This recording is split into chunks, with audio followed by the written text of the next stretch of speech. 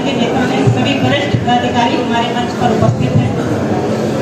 और जितना तानाशाही का लगा लो जो चाहे तुम, जितना तानाशाही का, हम भी लड़ते रहेंगे अपने अधिकारों के लिए, हम भी लड़ते रहेंगे अपने अधिकारों के लिए।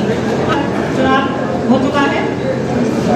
इस बार का जो चुनाव है वो सिर्फ सांसद बनाने का चुनाव नहीं है, वो सिर्फ मंत्री बनाने का चुनाव नहीं है, वो सिर्फ प्रधानमंत्री बनाने का चुनाव नहीं है।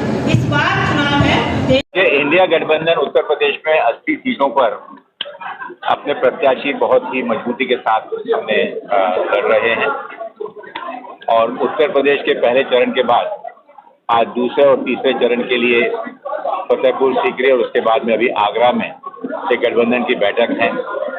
मुझे खुशी है कि आगरा लोकसभा, फतेहपुर सीकरी और हमारे अन्य सभी लोकसभा सीटों पर इंडिया गठबंधन के प्रत्याशी पूरे समन्वय के साथ और गठबंधन के अंतर्गत जितने भी हमारे सहयोगी दल हैं, चाहे समाजवादी पार्टी, कांग्रेस, लोकदल, आम आदमी पार्टी, किसान मोर्चा, किसान यूनियन, अन्य जितने भी सामाजिक और राजनीतिक दल हैं जो कि इंडिया गठबंधन को मदद कर रहे हैं, बहुत ही गंभीरता के साथ 2024 के इस लोकसभा चुनाव में एक एक कार्यकर्ता अपना तन मन धन लगाकर इस चुनाव में इंडिया गठबंधन की सफलता हेतु कार्य कर रहा है। मैं हृदय से हर एक कार्यकर्ता का और संगठन के सभी पदाधिकारियों का यहाँ आभार व्यक्त करता हूँ।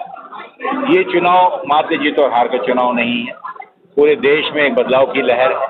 आदरणीय राहुल गांधी जी की भारत जोड़ो यात्रा के बाद इस देश राष्ट्रीय स्तर पर एक नई सोच के साथ सोचने पर मजबूर हुआ है कि इस देश की अगली राजनीति कैसी होनी चाहिए। पिछले 10 साल की भारतीय जनता पार्टी के शासनकाल में जो भी निर्णय हुए, जिससे निश्चित रूप से बेरोजगारी चरम सीमा पर पहुंची, देश की महंगाई आसमान छू रही है।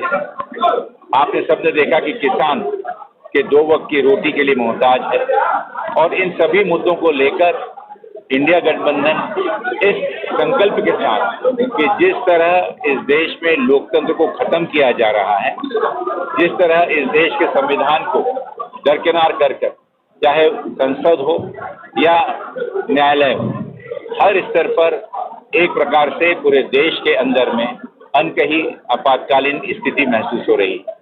तो इन सब से मुक्ति पाने के लिए 2024 के चुनाव में इंडिया गठबंधन के उम्मीदवार देश की जनता को एक नई आश्वासन, उन्हें न्याय दिलाने के लिए, चाहे युवाओं के लिए हो, युवा न्याय नौकरी का संकल्प लेकर, किसानों को उनकी उपज का सही भाव दिलाने के लिए कानून लाकर, या हमारी माताओं बहनों को जो गरीब महिलाएं हैं उनको वार्षिक रूप से 1 लाख रुपए का आर्थिक मदद देने का गारंटी लेकर हम आए हुए हैं।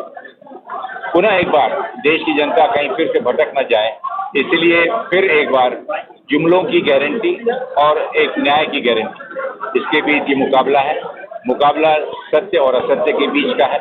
मुकाबला इस देश के संवैधानिक संस्थाओं का दुरुपयोग करते हुए इस देश के लोकतंत्र को कमजोर करने का जो प्रयत्न है उसका है। हमें पूरा विश्वास है कि इंडिया गठबंधन के उम्मीदवार भारी बहुमत से चुनकर आएंगे और दिल्ली केंद्र में इंडिया गठबंधन की मजबूत सरकार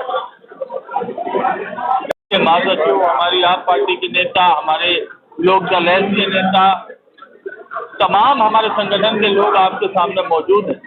कैसे रणनीति बनेगी, कैसे चुनाव लड़ेगा, आज ये कांग्रेस के वरिष्ठ महासचिव, राष्ट्रीय महासचिव, सह प्रभारी, राष्ट्रीय सचिव आज आए हैं।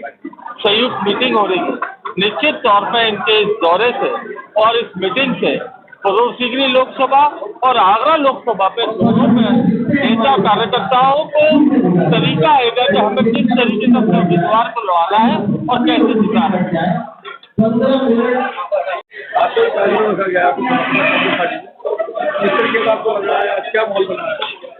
बहुत अच्छा माहौल है।